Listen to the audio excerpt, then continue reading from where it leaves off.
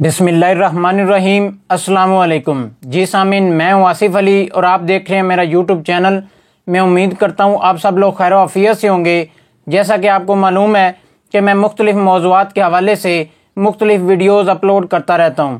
آج کا میرا موضوع ڈاکٹر علامہ محمد اقبال کی فارسی تصانیف پیام مشرق کا تعارف۔ پیام مشرق ڈاکٹر علامہ محمد اقبال کی فارسی کی کتاب ہے۔ یہ کتاب فلسفیانہ شاعری پر مشتمل ہے۔ یہ کتاب 1930 میں شائع ہوئی۔ پیام مشرق کا معنی یعنی سرزمین مشرق سے مغرب کے نام ایک پیغام کے ہیں، جو جرمنی کے ایک مشہور شاعر اور فلسفی گوئٹے کے دیوان شرقی و غربی کے نام سے مجموعہ اشعار مرتب کیا۔ ڈاکٹر علامہ محمد اقبال اس کتاب کے دیباچے میں لکھتے ہیں کہ یہ ایک گلدستہ ہے جو مغرب نے مشرق کو دیا۔ اس دیوان سے اس امر کی شہادت ملتی ہے کہ مغرب اپنی کمزور اور سرد روحانیت سے بیزار ہو کر مشرق کے سینے سے حرارت کا متلاشی ہے۔ علامہ اقبال نے یہ رائے گوئٹے کے دیوان مغرب کے حوالے سے دی۔ گوئٹے عظیم دانشور اور بلند پایا شاعر تھا۔ وہ مغربی تہذیب و تمدن کے کھوکھلے پن اور بے معنی ہلچل اور ہنگامہ خیزی سے بیزار اور یورپ میں تحریک مشرقی کے زیر اثر مشرقی علم و ادب بالخصوص حافظ شیرازی سے بہت متاثر تھا اور مشرق کی پرسکون فضاؤں کا دل دادا تھا۔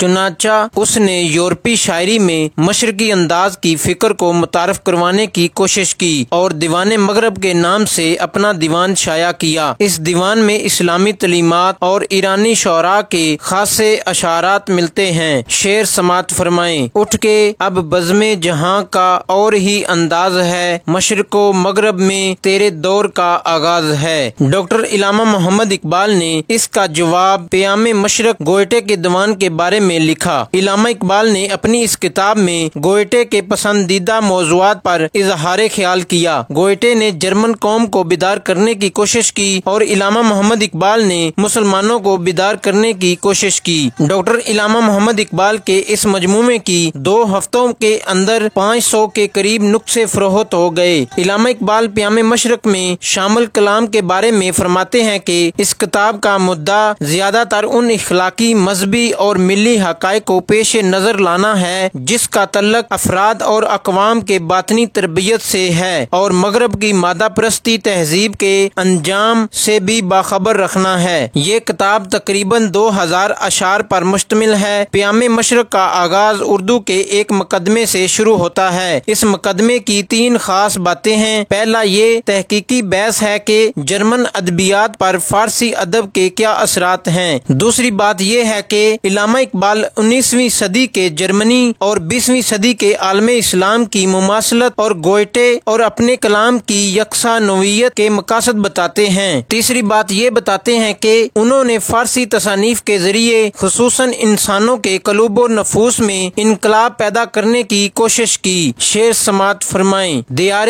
عشق میں اپنا مقام پیدا کر، نیا زمانہ نئے صبح و شام پیدا کر۔ اردو مقدمے کے بعد فارسی متن کا آغاز ہوتا ہے۔ پیام مشرق کی اشاعت کے وقت امان اللہ خان افغانستان کے بادشاہ تھے، تو علامہ اقبال نے کتاب کا انتساب اسی بہادر بادشاہ کے نام کیا جو اس وقت مسلم امہ کے لیے ایک امید کا چراغ تھا۔ کتاب کے شروع میں علامہ اقبال اپنا اور گوئٹے کا موازنہ کرتے ہیں، پھر وہ مسلمان ممالک کے زوال کی طرف توجہ دلاتے ہیں۔ اس کتاب میں علامہ اقبال نے اشعار کے ذریعے حضرت ابوبکر صدیق اور حضرت عمر فاروق کے دور کا بھی ذکر کیا ہے، اور مزید یہ کہا ہے کہ مسلمان کو مغربی علوم و فنون سے مالا مال ہونا چاہیے۔ علامہ اقبال کا یہ مجموعہ کلام پیام مشرق گوئٹے کے دیوان کے تقریباً 100 سال بعد میں وجود آیا۔ انتصاب کے بعد اصل کتاب کا حصہ شروع ہوتا ہے۔ یہ کتاب 5 حصوں پر مشتمل ہے۔ پہلا حصہ لالہ طور، دوسرا حصہ افکار، تیسرا حصہ میں باقی، چوتھا حصہ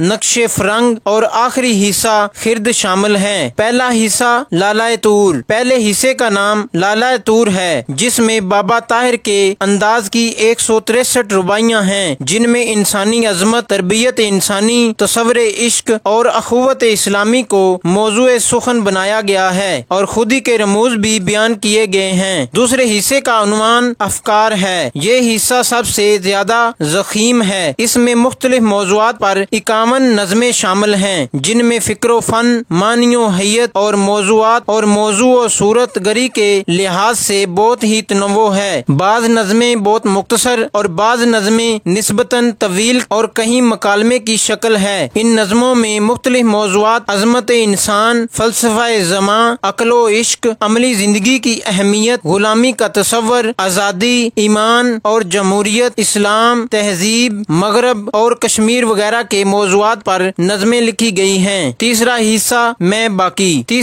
میں باقی کے نام سے ہے، جس میں حافظ شیرازی کے رنگ میں نہایت ہی رنگین انداز میں 45 غزلیں شامل ہیں، جو ملت اسلامیہ اور اس کے عروج و زوال کا سب سے اہم موضوع ہے۔ چوتھا حصہ نقش فرنگ۔ پیام مشرق کے چوتھے حصے کا نام نقش فرنگ ہے، جس میں 26 قطعات ملتے ہیں۔ یہ حصہ مشرق و مغرب کی سیاسی و ادبی شخصیات اور سیاست و معیشت کے حوالے سے مرتب کیا گیا ہے، جن میں مغربی دانش مندوں کے افکار کا خاکہ اور اہل مغرب کے نام پیغام ہے، جن میں نتاشے، برگساں، ہیگل، ٹولسٹائی وغیرہ پر شاعرانہ انداز میں تبصرے ہیں۔ آخری حصہ پیام مشرق کے 5ویں اور آخری حصے کا نام خردہ ہے، جس میں ایک یا دو شعر کے قطعے ملتے ہیں، مگر اس حصے میں کل 24 متفرق فارسی کے اشعار شامل ہیں، جو مختلف عنوانات کا احاطہ کرتے ہیں، جو انسان کو خودی کے فلسفے سے روشناس کرتے ہیں۔